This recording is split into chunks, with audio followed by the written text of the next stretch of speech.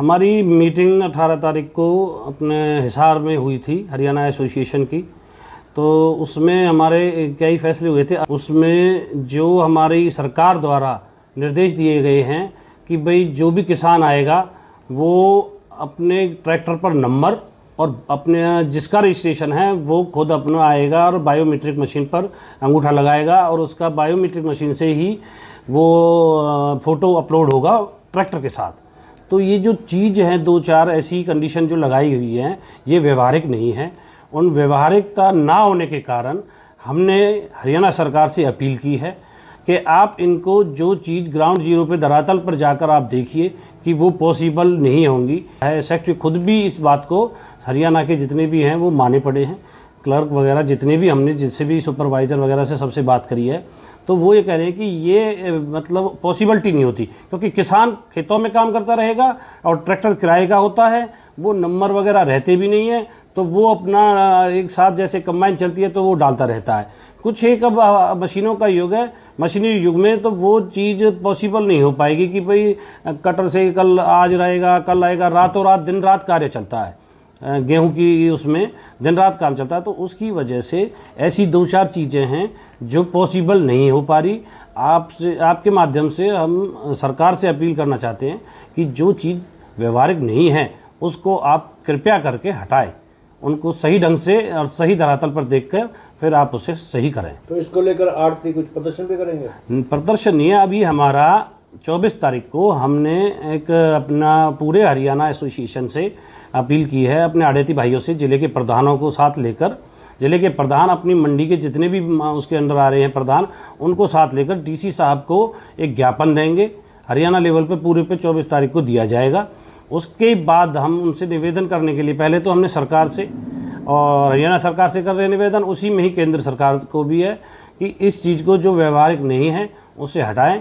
अब हमने 2-3 पॉइंट और जोड़े हैं उसमें कि जो गेहूं के मानक जितने भी दिए गए हैं उनको, जैसे कि अब बारिश होने के कारण बहुत ज़्यादा भीग चुके हैं, मॉइस्चर इतना हो चुका है, अंकुरित हो गए हैं, लस्टर लॉस चमक ख़त्म हो गई है गेहूं की, तो उसकी वजह से ये 2-3 पॉइंट और हैं कि उनमें रियायत दी जाए और किसानों को स्पेशल गिरदावरी करके उनको कंपनसेशन दिया जाए और उनकी फसल कम से कम, बिल्कुल कम से कम है, ये 50% का लॉस उनको हुआ है।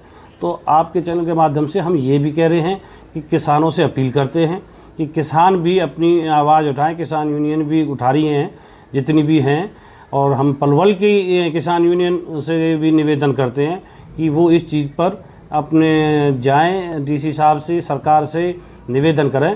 क्या वजह कि जो विपक्षी दल है, कांग्रेस हो, जेजेपी हो, इनेलो हो, वो इस मुद्दे पर आपके साथ खड़े हो तो दिखाई नहीं दे रहे? उनको जो ये नेता है ना जी, ये नेता ग्राउंड जीरो के नहीं है। इन नेताओं को पता तो है नहीं कि आप ये जाएंगे, ये एसी में सोने वाले आदमी हैं, वोट के टाइम पर आते हैं, वोटों को ले जाते हैं, चाहे वो दूसरी पार्टी के हो चाहे वो सरकार के हों। अब हम उनसे तो उम्मीद क्या करें जो सरकार में नहीं है। हालांकि उन्हें आवाज़ उठानी चाहिए, परंतु जो सरकार में नहीं है हम उनसे कहाँ निवेदन करें। हम तो निवेदन करेंगे तो जो सरकार के आदमी से करेंगे, मंत्रियों से करेंगे, विधायकों से करेंगे। अब हम अपने ही मंत्री से करते हैं कि मंत्री जी आपके लगभग 18 तारीख से और बारिश शुरू हुई है, 18 से और आज हो गई, आप यहाँ पर आए हैं, पलवल में 3-4 चक्कर काट लिए, हरियाणा में घूम रहे हैं, कभी कहीं भूमि पूजन देख रहे हैं, कहीं युवा सम्मेलन चल रहा है, कभी कहीं और चीज़ें चल रही हैं, आपके प्रोग्राम चल रहे हैं।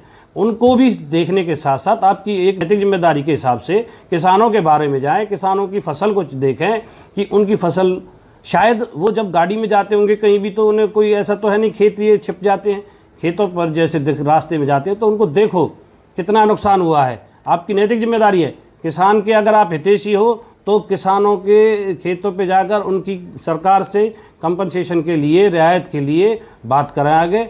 आपसे नम्र निवेदन है मेरा अपने हरियाणा स्टेट आड़ती एसोसिएशन और किसानों की तरफ से भी कि आप इस पर गौर दें अच्छे ढंग से और इसे देखें कि किसानों पर कितना नुकसान हुआ है। अच्छा, कौन कौन सी फसलों का नुकसान हुआ? अधिकतर तो गेहूँ सबसे ज़्यादा हुआ है, सरसों पे तो है ही है।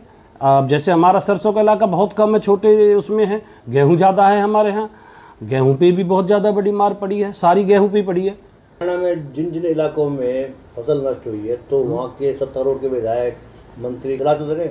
अभी तक तो हमारे उसमें आए नहीं है, पर हम आपके माध्यम से और डीसी साहब को अपने मांग पत्र दे रहे हैं, अपनी उनके माध्यम से सबको जगाएंगे।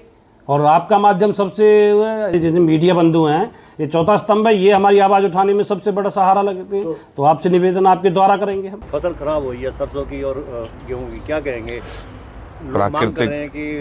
प्राकृतिक आपदा है।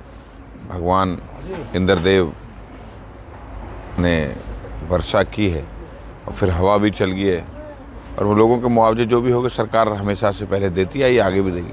नहीं, कई हमने सर्वे किया तो लोगों का ये कहना है कि जो खादर के इलाके की है ना, पिछली बार को मुआवजा भी नहीं मिला है। नहीं, बहुत लोगों को मुआवजा दिया है। सरकार ने सबसे ज़्यादा मुआवजा देने का काम नायब सिंह सैनी सरकार ने किया, और आगे भी हम समय समय पर अगर इस प्रकार की आपदा आती है तो हम किसानों को मुआवजा देने का काम करते हैं।